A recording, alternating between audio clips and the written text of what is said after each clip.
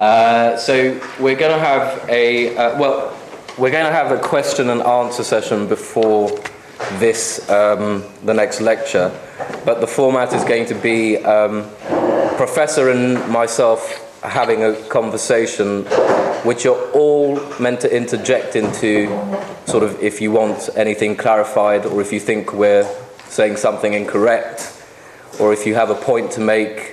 So it's a conversation amongst all of us, but it's being initiated between Professor and myself to begin with. So I'm on the hot spot for the moment.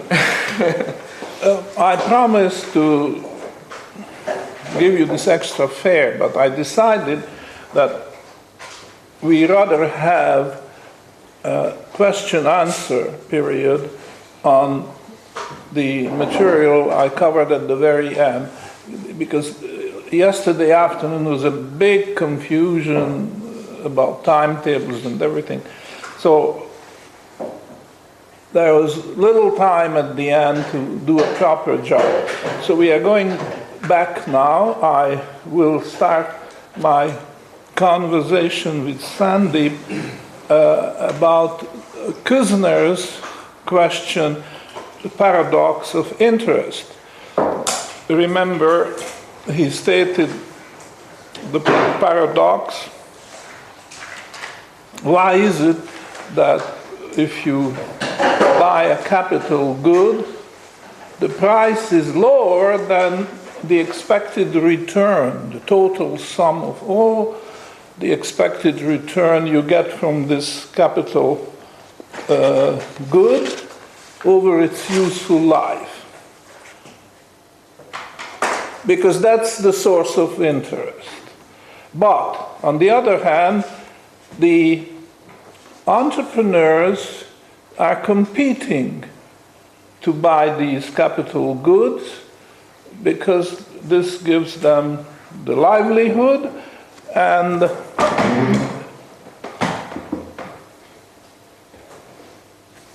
as they bid for these goods, the price goes up, and the upper limit is just this total sum of all the returns. So let me ask you, at the first blush, how convincing do you find this statement? This is due to Hausmann, according to Kushner, but this is not important. This question has been around for 100 years, and then there was no satisfactory answer. Okay, paradox of interest. Suppose you hear this at the first time. How do you react? You find it natural to ask this question, or you say it's well, just what your impression is? To me, it's not going to get the capital equipment wouldn't get bid up indefinitely, because there is a sort of to me there is a minimum return that That's right. someone would want, and then they wouldn't bid it up. Declining return, and at a point it would not be attractive proposition. So this doesn't cause any problem. Now, but on the other hand, there are people who accept this, because there are other examples from economics when the upper limit is reached. So let's just pass that point. I don't see any question. I haven't been able to provoke a question yet. What I was doing yesterday may be just too rushed, but let me just rehash it. We have introduced the concept of conversion between income and wealth, or the other direction. And the whole thing came from Menger. As far as I'm concerned, I found this parallel origin of money, which Menger did in beautiful details, and I try to imitate that, but this here is the origin of money, and both ideas come from marketability. So I split the concept of marketability in the large, and the best commodity which has the best marketability is gold. And then the same way you ask marketability in the small. And it turns out that silver, ultimately, there were many others. Just think of, oh yes, I didn't give this example. Grain on the one hand and cattle on the other. In ancient Greece, for example, which is described in the Homeric eposes, are money. Now, which has had the marketability in the large? It would be the cattle. The cattle, you see, because if you wanted to buy, for example, a house and pay for it in grain, that wouldn't be very practical. But you could bargain and say this house is worth 5 cattle, see, and the exchange is made. And then, of course, the other one is marketability in the small, and that would be grain. And in between, historically, there were many other pairs, always in pairs. This is very interesting, but that's not our topic here, so let's just go on.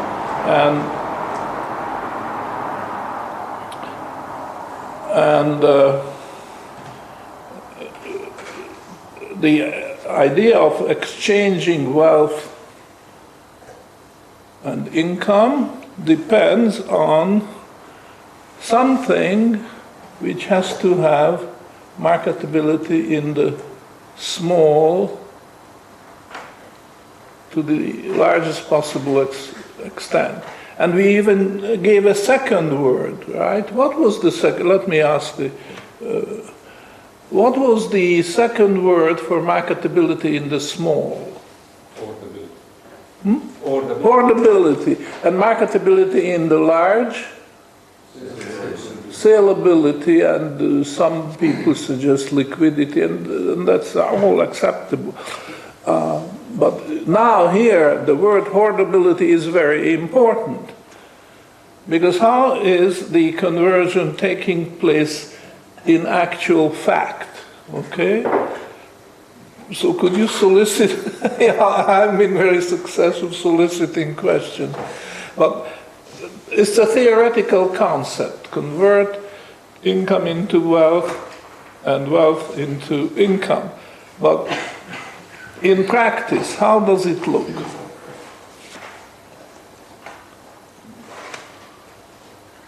Question? Yeah.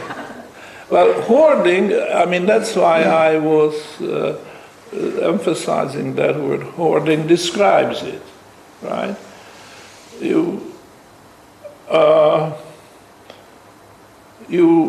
say, make a living by having a job, and then you get paid. And then out of each pay, say you are paid weekly or daily, doesn't matter, you squirrel away a small part. Well, you do it every day, you get paid. Okay? And then the question is, how can you optimize this? Well, there are 2 steps. First, you want to find the best commodity which will do that. And once you did, it's not the end of the road, because you can further optimize how?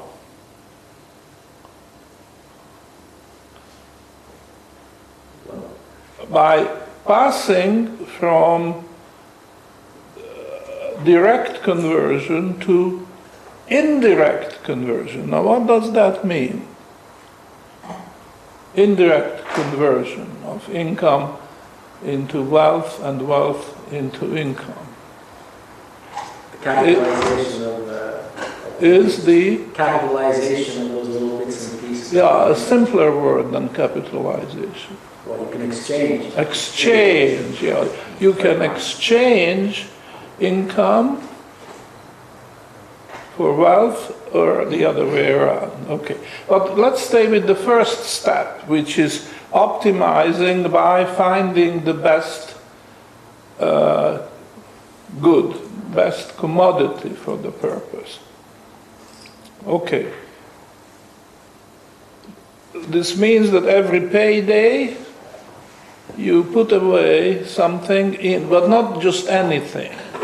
You put away the thing which can do this conversion with the least possible loss. You see, that is a very important element of this whole thing. I mean, sure, you can hoard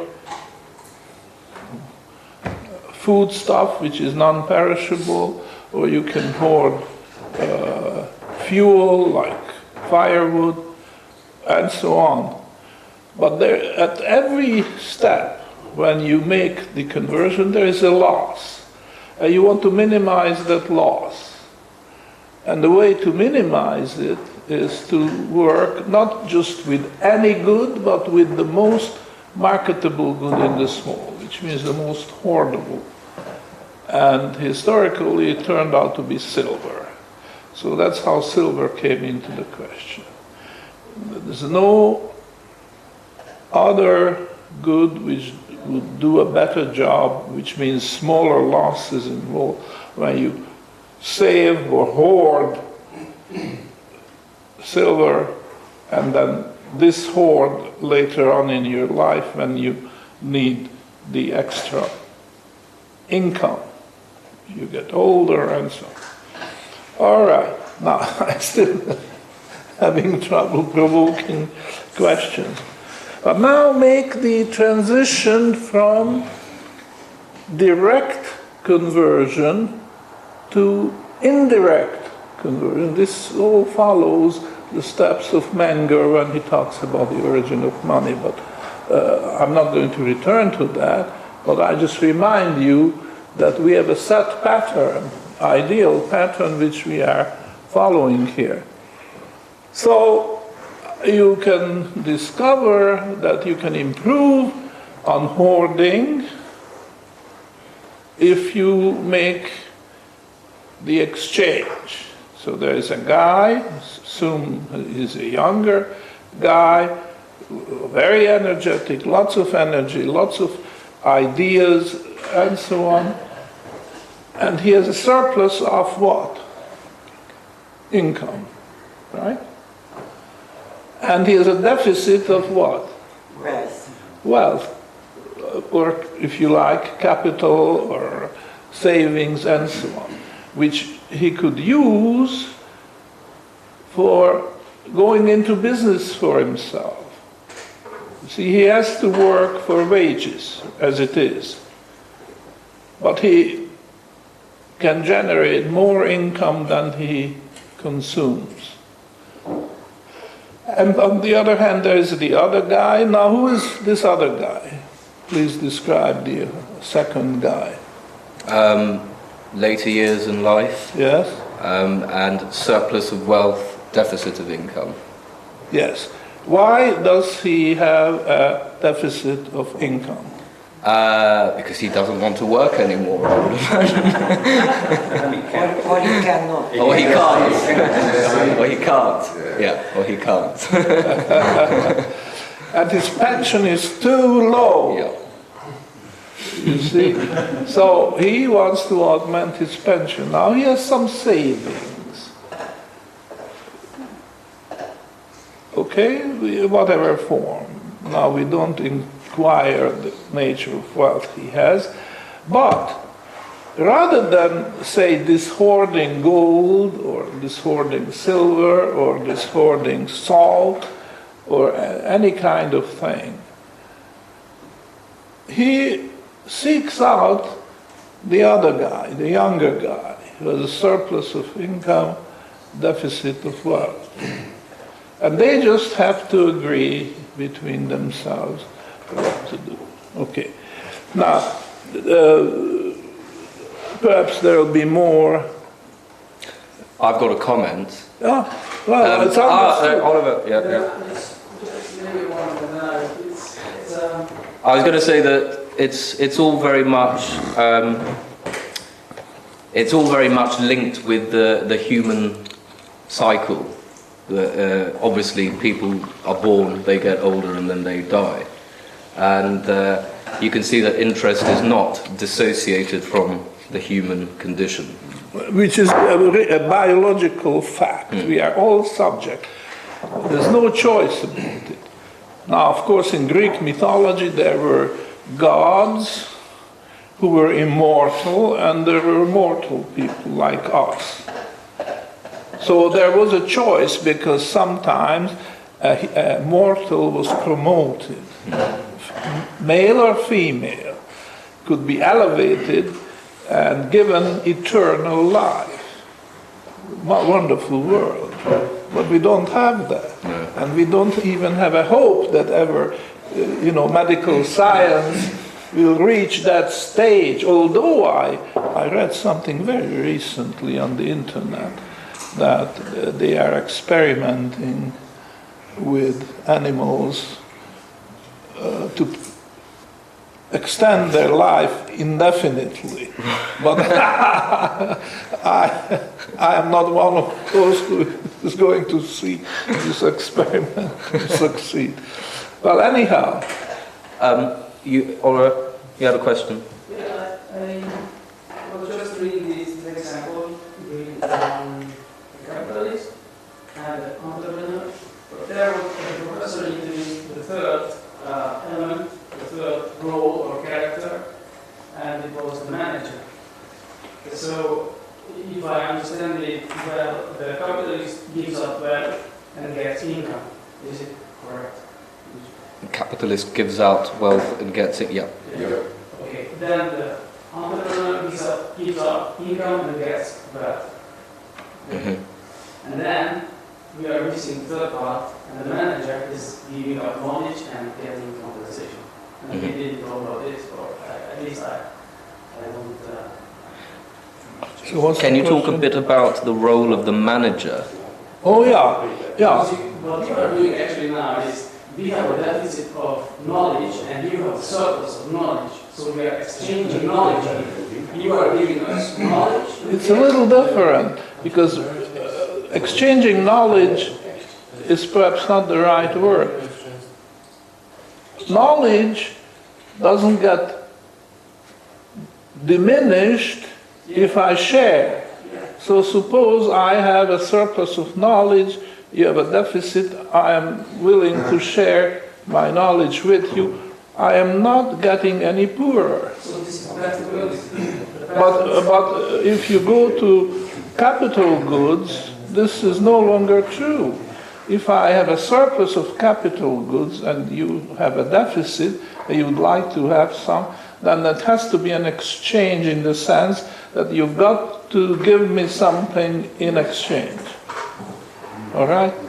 So the role of the manager, okay.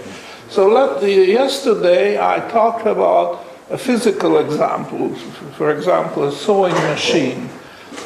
You run a seamstress business and you buy a sewing machine for so much money, and you expect that the return from your business over the lifetime of that sewing machine will be greater.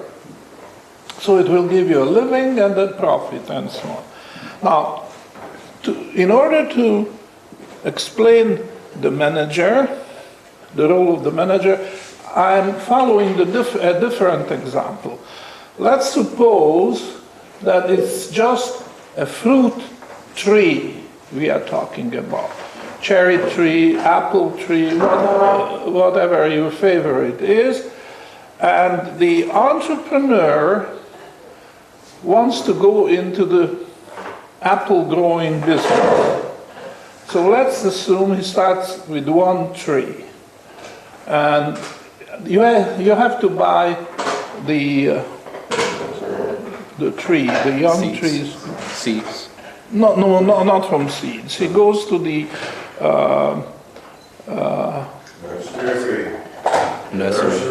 nursery and buys a fairly mature tree.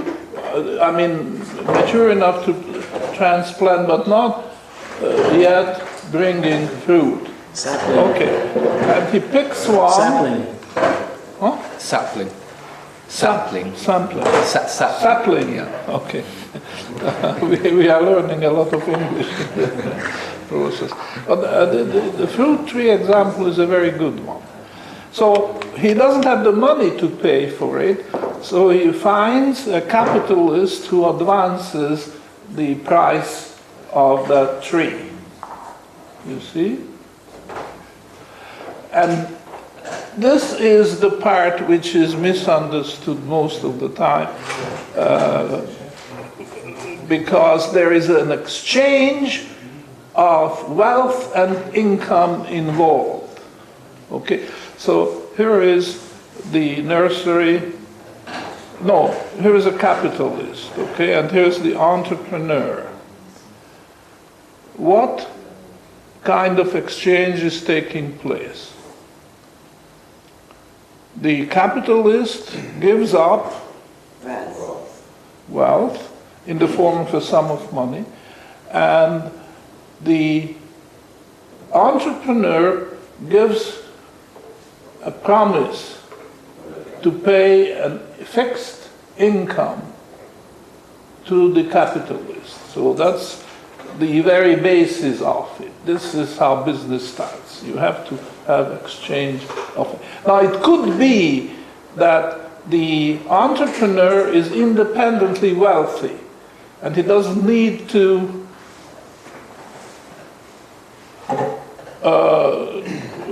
ask for the services of the capitalist. But if he does not realize in some form or other that there is an exchange of wealth and income involved, even if it's just between one pocket and the other, then he will not likely to succeed. He is not likely to succeed because I'm going to answer the question directly. So, okay, let's go on. Now, the entrepreneur used the money and bought the sapling, the young tree. And he planted it in his orchard. Very good. But it doesn't, assuming he just does that and forgets about the rest, and he thinks that that's wonderful, this year I get my harvest, okay, then wait for next year coming around and take another harvest, another. That's going to fail, right? Why? Because there is more than that, picking fruit from a tree to that business, right? You have to take care of the tree. You have to spray it. In fact, some trees need 5 spraying during the year because there are 5 different enemies of that particular tree, and 5 different spray and different time of the. So the entrepreneur doesn't want to bother with this. He could, but he thinks he spends his time in a more profitable way if he would hire somebody to do the spraying. And then there are other things to do, which I don't know too much about, but in the fall you have to cut the trees back and prepare them for the winter when the tree goes to sleep, so to speak. And so just hires a guy to do that. And even in the wintertime, some caring may be necessary. And I'm not going into details, but you can imagine. And then, of course, spring is also a very critical season when you have to watch if there's a frost coming, and because that could ruin the whole crop too early. But there are ways and means of preventing that. I know in Northern California they want to grow oranges, but the only way they can do it is they watch the weather, and when the frost is forecast, then they have some light fire around the tree in the early morning, because that's, and in this way they save the crop. Otherwise there will be no oranges coming. The trees grow, and but if the frost comes when the buds are in a very critical stage, forget the crop for that year. So there is a job to do, and that's what the manager is doing. And he gets compensation in form of wages, say, or well, perhaps wages is not the word, because some of these managers are very highly trained in and doing very complex things. So best word is compensation. So there's a managerial compensation which the entrepreneur pays at a fixed rate to the manager for doing his job. So in many cases there are three people: the entrepreneur, the capitalist, and the manager involved. But these are really roles more than persons, because two of them or all three of them could be combined in one person. And there are lots of one-person enterprises. You can give yourself any number of examples of that. But the more complex the operation gets, it's more and more necessary to separate these roles. And my point, my main point of that lecture was that it's a mistake to ignore the very important relationship between the capitalist and the entrepreneur. And this is the exchange of wealth and income. Very often it's not obvious, or as I say, not even done in any conspicuous way, because one person would put money out of one pocket into the other. So what's the difference? But it's very, very important to see. Could you elaborate on that? Because I find that this is a stumbling block. Yeah. Did you want to say something? I was just going to make a comment which actually emphasises what you were saying. About 10 years ago, I was in Sydney. My background is a restaurateur, as some of you know, and I ran into him in the street and I was an employee, and so I started my own restaurant. And I said, where is this? So he gave me the address. I went to the restaurant. He was never a great employee, and it wasn't a great restaurant, but he was a lovely guy, and we chatted in my age, and wasn't very good, and wasn't very busy. But I asked him how he had done this, and he had set himself up as the entrepreneur, the capitalist, and the manager. He had initiated the idea, he had produced the capital himself, and he was running the restaurant. And I said, how's it going? He said, it didn't look like it was going very well at all. And he said, great, he said, I'm making $1,500 a week, which he was really happy with. And I went and thought about it, I never went back and broke his illusion that he had bought the property, but he wasn't factoring in the capital at all. He could have got at least $1,400 a week just by renting out the building. He was actually working 60 to 80 hours a week for $100 a week, but he had not factored in the capital that he put in at all. And he hadn't factored in the entrepreneurial activity he was hadn't separated out the roles from himself. And, you know, logically, he would have rented out that premise.